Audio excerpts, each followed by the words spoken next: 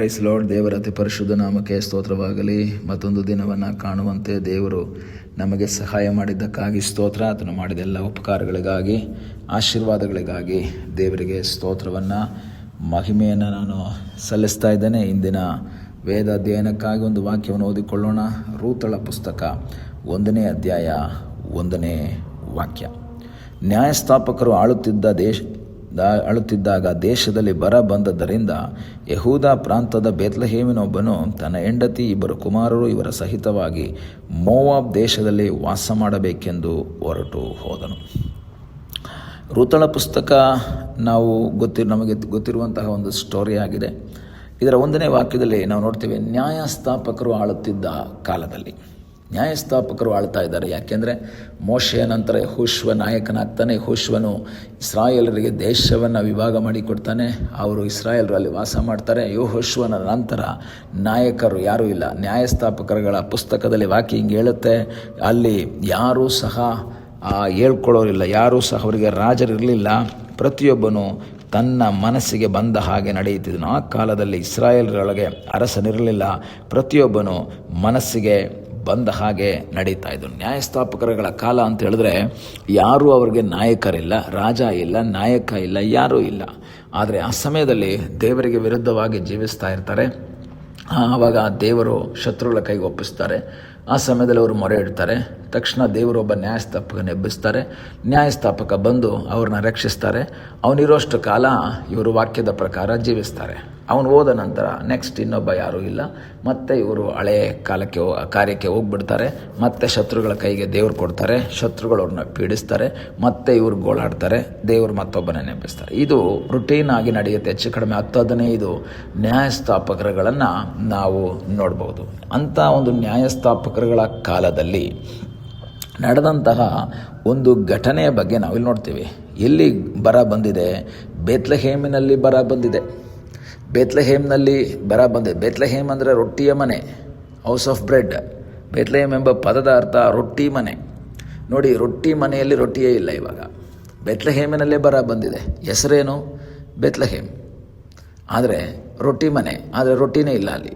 ಅಲ್ಲಿ ಆಹಾರ ಇಲ್ಲ, ಅಲ್ಲಿ ಬೆಳೆ ಇಲ್ಲ, ಮಳೆ ಇಲ್ಲ, ಯಾವುದೂ ಇಲ್ಲ. ಒಂದು ಕೊರತೆಯ ಮಧ್ಯದಲ್ಲಿ ಇವರೊಂದು ತೀರ್ಮಾನ ಮಾಡ್ತಾರೆ. ಏನು ಮಾಡೋಣ? ಮೋವಾಬ್ ದೇಶಕ್ಕೆ ಹೋಗೋಣ.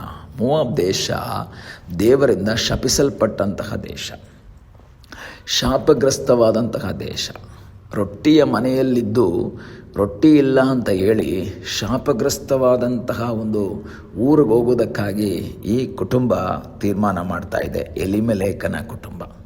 ದೇವರ ವಾಕ್ಯ ನಾವು ಕಲಿಬೇಕಾದ್ರೆ ಒಂದು ವಿಷಯ ಗೊತ್ತಾಗುತ್ತೆ. ನಮ್ಮ ಹೊಟ್ಟೆಗಾಗಿ ನಾವು ಊರನ್ನು ಬಿಟ್ಟು ಅಥವಾ ದೇವರಿಗೆ ವಿರುದ್ಧವಾದ ಸ್ಥಳಕ್ಕೆ ಹೋಗುವುದಲ್ಲ, ನಮ್ಮ ಆತ್ಮೀಕತೆಯನ್ನು ನಾವು ಕಳೆದುಕೊಳ್ಳಬಾರ್ದು. ಏಕೆಂದರೆ ಶಾಪಗ್ರಸ್ತವಾದ ಸ್ಥಳಕ್ಕೆ ಹೋದರೆ ಊಟ ಸಿಗಬಹುದು, ಆದರೆ ಆತ್ಮಿಕ ಆರಾಧನೆ ಸಿಗಲ್ಲ. ಮೋವಾಬ್ ದೇಶಕ್ಕೆ ಇವರು ಹೋಗ್ತಾರೆ. ನಷ್ಟಗಳ ಮೇಲೆ ನಷ್ಟವನ್ನು ಇವರು ಅನುಭವಿಸ್ತಾರೆ. ನಮಗೆ ಗೊತ್ತು, ಅಲ್ಲೋಗಿ ಕೆಲವು ದಿನಗಳ ನಂತರ ಎಲಿಮೆಲೆಕ್ ಸಾಯ್ತಾನೆ. ಅವನ ಮಗ ಮಹ್ಲೋನ್, ಕಿಲ್ಯೋನ್ ಮದುವೆ ಆಗ್ತಾರೆ. ಸಂತೋಷವಾಗಿ ಜೀವನ ಮಾಡ್ತಿರ್ತಾರೆ. ಕೆಲವು ದಿನಗಳ ನಂತರ ಅವರಿಬ್ಬರು ಸತ್ತೋಗ್ತಾರೆ. ಗಂಡು ಮಕ್ಕಳೇ ಇಲ್ಲ, ಗಂಡಸರ ಆ ಒಂದು ಸಂತತಿನೇ ಇಲ್ಲದ ಹಾಗೆ ಟೋಟಲ್ಲಾಗಿ ನಾಶ ಆಗೋಗ್ಬಿಡುತ್ತೆ. ಎಲಿಮೆಲೆಕ್, ಮಹ್ಲೋನ್, ಕಿಲ್ಯೋನ್ 3 ಜನ ಗಂಡಸರು ಹೋಗ್ತಾರೆ, 3 ಜನ ಹೆಂಗಸರು ಉಳ್ಕೊಳ್ತಾರೆ. ಕಾರಣ ಏನು ಗೊತ್ತಾ?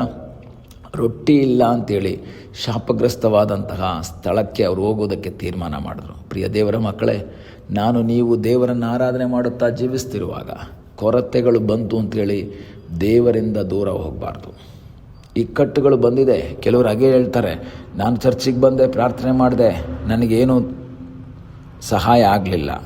ಎಷ್ಟೋ ವ್ಯಕ್ತಿಗಳು ಪ್ರಾರ್ಥನೆ ಮಾಡ್ತಾ ಇಲ್ಲ, ಅವರೆಲ್ಲ ಚೆನ್ನಾಗಿದ್ದಾರೆ, ನಾವಿಲ್ಲಿ ಕಷ್ಟಪಡ್ತಾ ಇದ್ದೀವಿ. ಎಷ್ಟೋ ಸಂದರ್ಭದಲ್ಲಿ ನೀವು ಹೇಳಿದಂತಹ ಮಾತುಗಳು ಅವರಿಗೆ ಯಾವ ತೊಂದರೆ ಇಲ್ಲ. ಆಸಾಪ ಒಂದು ಸರಿ ಅದನ್ನೇ ಹೇಳ್ತಾನೆ, ನಾನು ದೇವರನ್ನು ಆರಾಧನೆ ಮಾಡ್ತೀನಿ, ಆದರೆ ದುಷ್ಟರು ದೇವರನ್ನು ಆರಾಧನೆ ಮಾಡ್ತಾ ಇಲ್ಲ, ಅವರಿಗೆ ಯಾವ ತೊಂದರೆಯೂ ಇಲ್ಲ, ಅವರೆಲ್ಲ ಹ್ಯಾಪಿಯಾಗೇ ಇದ್ದಾರೆ, ಅವರೆಲ್ಲ ಸಂತೋಷವಾಗೇ ಇದ್ದಾರೆ.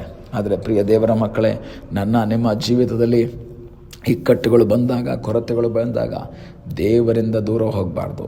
ಬೇತ್ಲೆಹೇಮ್ ಇಂದಲ್ಲ ನಾಳೆ ಬರವನ್ನು ನೀಗಿಸುತ್ತಾನೆ ಎಂಬುದಾಗಿ ನಂಬಿಕೆಯಿಂದಿರಬೇಕು. ಇಂದಿನ ಕಷ್ಟ ವೇದನೆ ಅದು ಶಾಶ್ವತವಲ್ಲ, ಇಂದಿನ ಬರಗಾಲ ಶಾಶ್ವತವಲ್ಲ ಎಂದು ನಂಬಿ ಇವರಿರಬೇಕಾಗಿತ್ತು. ಎಷ್ಟೋ ಕುಟುಂಬಗಳು ಅಲ್ಲೇ ಉಳಿದುಕೊಂಡಾಗ ಎಲಿಮೆಲೇಕನ ಕುಟುಂಬ ಮಾತ್ರ ಇಲ್ಲಿಂದ ಹೋಗ್ತಾ ಇದೆ.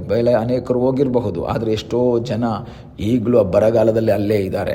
ಪ್ರಿಯ ದೇವರ ಮಗುವೆ, ಇಕ್ಕಟ್ಟಿನ ಮಧ್ಯದಲ್ಲಿ, ಕಷ್ಟದ ಮಧ್ಯದಲ್ಲಿ ದೇವರನ್ನು ಬಿಟ್ಟು ದೂರ ಹೋಗದೆ ದೇವರ ಸಂಗಡವೇ ನೀನಿರೋದಾದರೆ ನಿನ್ನ ಇಂದಿನ ಕಷ್ಟ ದುಃಖ ಅದು ಶಾಶ್ವತವಲ್ಲ. ಅದನ್ನು ಪರಿಹಾರ ಮಾಡುವಂಥ ಒಬ್ಬ ದೇವರಿದ್ದಾನೆ. ನಾವು ಮುಂದೆ ಓದುವಂಥ ಸಮಯದಲ್ಲಿ ನಮಗೆ ಗೊತ್ತಾಗುತ್ತೆ. ಈ 6ನೇ ವಾಕ್ಯದಲ್ಲಿ ಓದ್ತೇವೆ, 1:6, ಯೆಹೋವನು ತನ್ನ ಜನರನ್ನು ಕಟಾಕ್ಷಿಸಿ ಅವರಿಗೆ ಆಹಾರ ಅನುಗ್ರಹಿಸಿದ್ದಾನೆಂದು ನವೋಮಿಗೆ ಸುದ್ದಿ ಬಂತು. ಅದರ ಅರ್ಥ ಈ ಬರಗಾಲ ಶಾಶ್ವತವಾಗಿರಲಿಲ್ಲ. ದೇವರು ಕಟಾಕ್ಷ ಬಿಟ್ಟರು. ನಿನ್ನ ಇವತ್ತಿನ ಕಷ್ಟ, ಇವತ್ತಿನ ಇಕ್ಕಟ್ಟು, ಇವತ್ತಿನ ರೋಗ, ಇವತ್ತಿನ ವೇದನೆ ಶಾಶ್ವತವಲ್ಲ. ದೇವರು ಕಟಾಕ್ಷಿಸುವಂತಹ ದೇವರು. ಆತನು ನಿನ್ನನ್ನು ಕಟಾಕ್ಷಿಸ್ತಾನೆ.